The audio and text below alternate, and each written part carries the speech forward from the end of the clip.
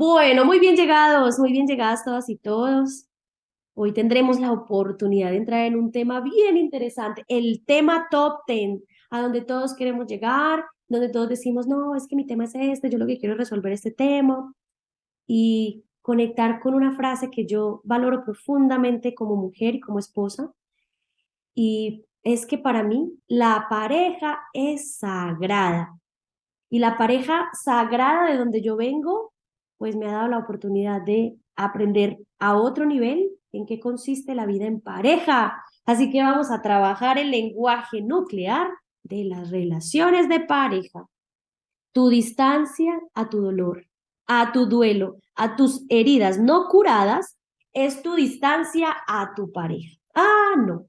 Yo prefiero olvidar ese tema, yo no quiero saber nada de ese señor, yo no quiero saber nada de esa señora, mi papá y mi mamá me debieron haber dado otros, yo no tuve papá, yo no tuve mamá. Así que entre más amplia sea la distancia que tomes del padre o la madre, del vínculo sagrado del origen, tomarás distancia a tu duelo, a tus heridas no curadas y a tu pareja. Así que entre más me acerque a toda mi historia, a lo que fue, a lo que aconteció, a la aceptación y el asentimiento de esto fue lo que ocurrió, entonces en esa medida me acercaré a la energía de la pareja. Pareja no significa que no tengamos amiguitos, amiguitas, o hijitos o hijitas.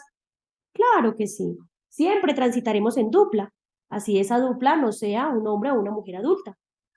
Sin embargo, tendremos oportunidad de estar en el kinder con los amiguitos. Y esto lo dijo Stephen y Andrea Levine en Brazos de la Madre. El mayor anhelo que tenemos muchos de nosotros es enamorarnos y tener una relación de pareja feliz. No obstante, debido al modo en que se suele expresar inconscientemente el amor en las familias, nuestra manera de amar puede consistir en compartir la infelicidad de nuestros padres y abuelos o repetir sus pautas. Vamos a estudiar las lealtades inconscientes y las dinámicas ocultas que limitan nuestra capacidad de tener relaciones de pareja satisfactorias. Nos preguntaremos una sola cosa y póngalo en mayúscula, busque papel y lápiz, subráyelo, póngale colorcito a la siguiente pregunta. 3, 2, 1. ¿Estamos verdaderamente disponibles para un compañero o compañera? ¿De verdad estoy disponible y dispuesto para crecer en pareja, para acompañarnos en este proceso evolutivo? ¿Sí o no? Punto. Ay, de pronto. No sé. A veces sí, a veces no. El de pronto, a veces sí, a veces no. Y el no sé es un no. No le busque, no le dé vueltas. Y yo puedo decir, aún no estoy disponible y dispuesta para un compañero o compañera. Aún no estoy disponible y dispuesto para acompañar a otra persona en su proceso evolutivo. Y está bien. Si apenas voy en mí, acompañándome a mí, bueno, también está bien. Por mucho éxito que tengamos en la vida, por maravillosas que sean nuestras dotes de comunicación, por muchos retiros para parejas a los que hayamos asistido, o por muy bien que entendamos nuestras propias pautas de evitación de la intimidad, podemos llegar a distanciarnos de la persona a la que más queremos si seguimos enredados con nuestra historia familiar. En tal caso, repetiremos inconscientemente las pautas familiares de carencia afectiva, desconfianza, ira, retraimiento, cerrazón, ausencia o abandono, y culparemos de nuestra infelicidad a nuestra pareja, cuando el verdadero origen de esta infelicidad está dentro de nosotros. Muchos de los problemas que aparecen en una relación de pareja no surgen de la pareja misma, proceden de dinámicas que existían en nuestras familias desde hace mucho antes de que naciésemos nosotros. Por ejemplo, si una mujer murió al dar a luz a un hijo, la ola de las repercusiones puede inundar de miedo e infelicidad inexplicadas a los descendientes de la familia. Es posible que las hijas y las nietas tengan miedo a casarse, pues con el matrimonio vienen los hijos y con los hijos puede venir la muerte. A primera vista quizá diga, o alguna de ellas diga, que no les apetece casarse ni tener hijos. Tal vez afirmen que no han encontrado al hombre ideal o que tienen demasiado trabajo para atender a una familia. Pero detrás de sus quejas, su lenguaje nuclear contaría una historia diferente. Sus frases nucleares en las que resuena la historia familiar podrían decir algo así como: Si me caso, pueden pasar cosas terribles. Podría morirme. Mis hijos se quedarían sin mí. Estarían solos. También pueden quedar afectados los hijos y nietos de varones, los nietos varones de la misma familia. Quizá teman comprometerse con una mujer, pues la sexualidad de ambos podría conducir a la muerte de ella. Las frases nucleares de ellos serían algo como, podría hacer daño a alguien y sería mi culpa. No me lo perdonaría jamás. Los miedos de este tipo acechan en un segundo plano de nuestras vidas e impulsan de manera inconsciente muchas de las conductas que manifestamos y de las decisiones que tomamos y que no tomamos. Una vez trabajé con un hombre llamado Seth que se calificaba a sí mismo de servil y al que aterrorizaba la idea de hacer una cosa mal hecha que desilusionara a sus personas más cercanas. Temía que si ellos estaban descontentos lo rechazarían y lo abandonarían. Tenía miedo a morir solo, apartado de todos. Impulsado en secreto por este miedo, solía acceder a hacer lo que no quería y a decir lo que no pensaba. Solía decir que sí cuando pensaba que no. Y otras veces, como reacción a su rabia hacia las personas a las que intentaba agradar, decía que no cuando quería decir que sí. Vivía casi siempre una vida falsa y culpaba de su infelicidad a su esposa. Intentando huir de esta pauta, abandonó a su esposa, pero recreó la misma pauta con su pareja siguiente. Entonces las parejas no son iguales, el igual soy yo en pareja. Seth solo pudo encontrar la paz con una pareja cuando comprendió cómo se manifestaban sus miedos en sus relaciones personales.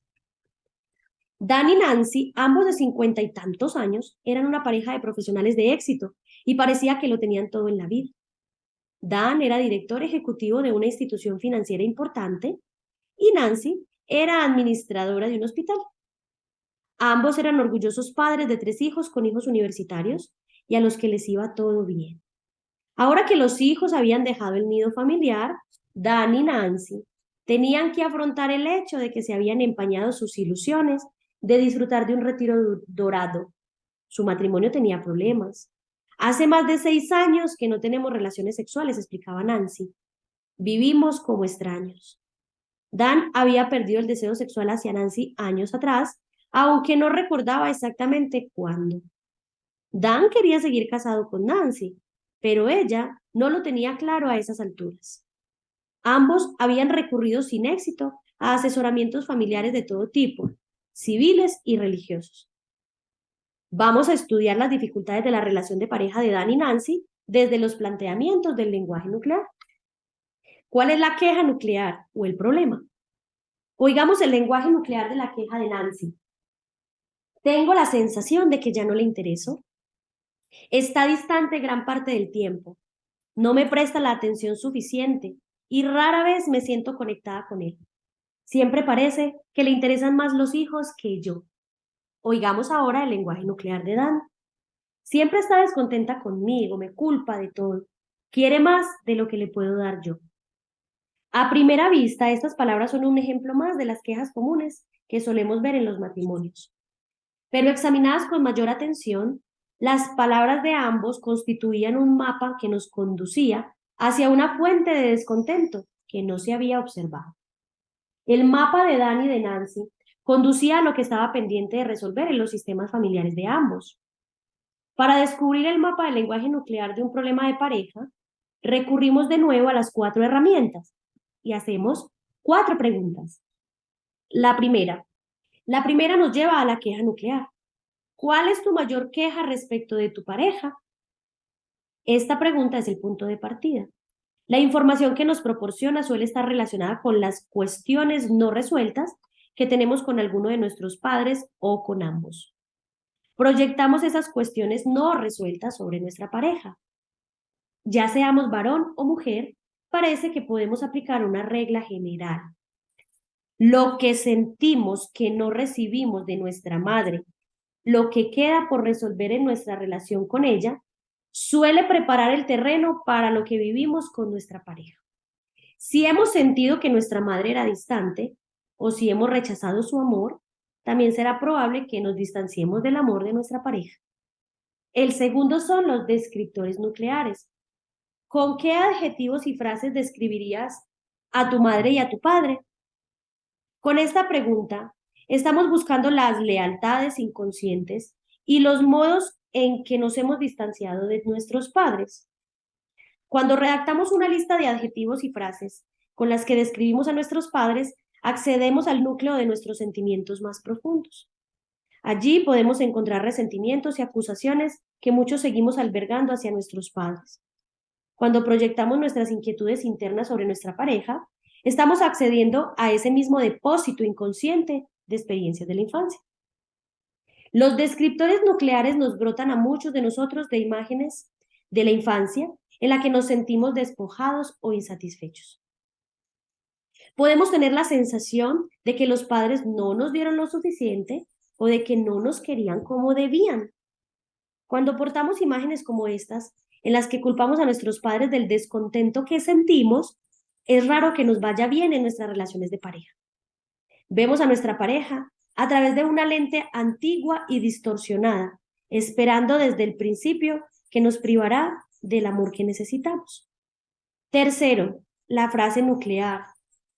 ¿Cuál es el peor de tus miedos? ¿Qué es lo peor que te puede pasar? Este lo vimos en otro capítulo, y de la respuesta de esta pregunta se deduce nuestra frase nuclear. El miedo nuclear que nos resuena desde un trauma de nuestra infancia o de nuestra historia familiar que está por resolver. ¿Qué efecto puede tener tu frase nuclear en el sentido de limitar tu relación de pareja? ¿Cómo puede afectar a tu capacidad para comprometerte con un compañero sentimental? ¿Eres capaz de mantener la vulnerabilidad cuando están juntos o te cierras por miedo a hacerte daño? Y la cuarta, el trauma nuclear. ¿Qué hechos trágicos sucedieron en tu historia familiar? Ya lo vimos antes y esta pregunta nos amplía el encuadre con el que vemos nuestro sistema familiar y nos permite identificar las pautas transgeneracionales que afectan a nuestras relaciones de pareja. Es frecuente que los problemas de la pareja procedan de las historias familiares de sus miembros. En muchos casos, los disgustos conyugales y los conflictos de pareja se pueden remontar a lo largo de varias generaciones en el genograma familiar. Tras formular cada una de estas preguntas, atendemos a las palabras dramáticas y con carga emocional que surgen. Los traumas familiares suelen aparecer expresados en nuestro lenguaje verbal, donde nos aportan palabras claves y pistas significativas que nos guían hasta el origen de dichos traumas. Ahora que ya conocemos cuál es la estructura, vamos a escuchar una parte del lenguaje nuclear de Dan y Nancy a los pocos momentos de iniciar un proceso terapéutico. Entonces vamos a escuchar los adjetivos o descriptores nucleares que ellos tienen hacia sus padres. Nancy, sin ser consciente de ello, describía a su madre en términos similares a los que empleaba para describir a Dan. Mi madre era distante emocionalmente. Yo no me sentí conectada con ella nunca. Jamás podía acudir a ella cuando necesitaba algo. Cuando yo lo intentaba, ella no sabía cuidar de mí. Parecía ser que las cuestiones no resueltas de Nancy con esta mamá recaían de lleno sobre Dan. La relación no resuelta de Nancy con su madre no era el único factor que afectaba el vínculo de aquella con Dan. Todas las mujeres de la familia de Nancy estaban descontentas con sus maridos. Mi madre estuvo siempre insatisfecha con mi padre, decía Nancy. Esta pauta se remontaba también a la generación anterior. La abuela de Nancy llamaba a su marido el abuelo, ese alcohólico hijo de perra e inútil. Imagínate el impacto que tendrían esos apelativos sobre la madre de Nancy. Esta se había criado en solidaridad con la abuela y no habría tenido muchas oportunidades de ser feliz con su marido, el padre de Nancy. ¿Cómo iba a tener ella más que su madre? Aunque hubiera estado satisfecha con el padre de Nancy, ¿cómo iba a comunicar esa felicidad a su madre cuando la abuela había sufrido tanto con el abuelo? En vez de ello, había llevado adelante la pauta inconscientemente, tratando al padre de Nancy con intolerancia. Dan, por su parte, decía que su madre era muy depresiva y muy nerviosa. Cuando era pequeño sentía que debía cuidar de ella. Ella necesitaba mucho de mí, necesitaba demasiado de mí, dijo Dan. Se miró las manos que tenía unidas en el regazo y añadió, mi padre siempre estaba trabajando. Yo sentía que tenía que dar a mi madre la atención que él no podía darle. Dan explicó también que su madre había estado ingresada a veces con ataques de depresión aguda. En vista de la historia familiar quedaban claras las causas de las dificultades de su madre. La abuela de Dan había muerto de tuberculosis cuando su hija, la madre de Dan, tenía solo 10 años.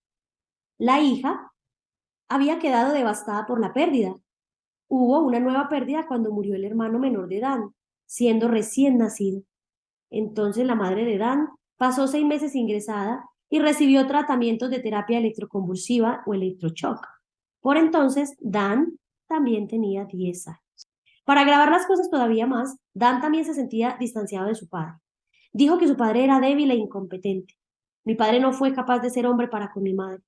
Dan contó que su padre, inmigrante ucraniano y trabajador no cualificado, pertenecía a una clase social inferior a la de la madre de Dan. Nunca estuvo a la altura de los hombres de la familia de la madre de ella, que eran profesionales y tenían estudios. Dan había cortado su conexión con su padre por sus juicios de valor. Cuando un hombre rechaza a su padre, se distancia sin saberlo de la fuente de la masculinidad. El hombre que admira a su padre y lo respeta suele sentirse cómodo con su fuerza masculina y es más probable que emule los rasgos de su padre. En el entorno de la relación de pareja, esto puede traducirse en sentirse cómodo con el compromiso, la responsabilidad y la estabilidad. Lo mismo sucede con la mujer. Las mujeres que aman a su madre y la respetan suelen sentirse cómodas con su feminidad y tienen más probabilidades de manifestar en su relación de pareja los rasgos que admira en su madre. Dan también se había distanciado de su padre por otro motivo. Había adoptado el papel de confidente de su madre y sin saberlo había invadido un terreno que pertenecía a su padre. Aunque Dan no había elegido aquella situación de manera consciente, tenía la sensación de que le correspondía la tarea de escuchar a mamá, de cuidarla, cosa común en muchos chicos que notan las necesidades de su madre. Él sentía cómo se alegraba su madre cuando él la cuidaba y por otra parte cómo se cerraba cuando estaba presente con su padre.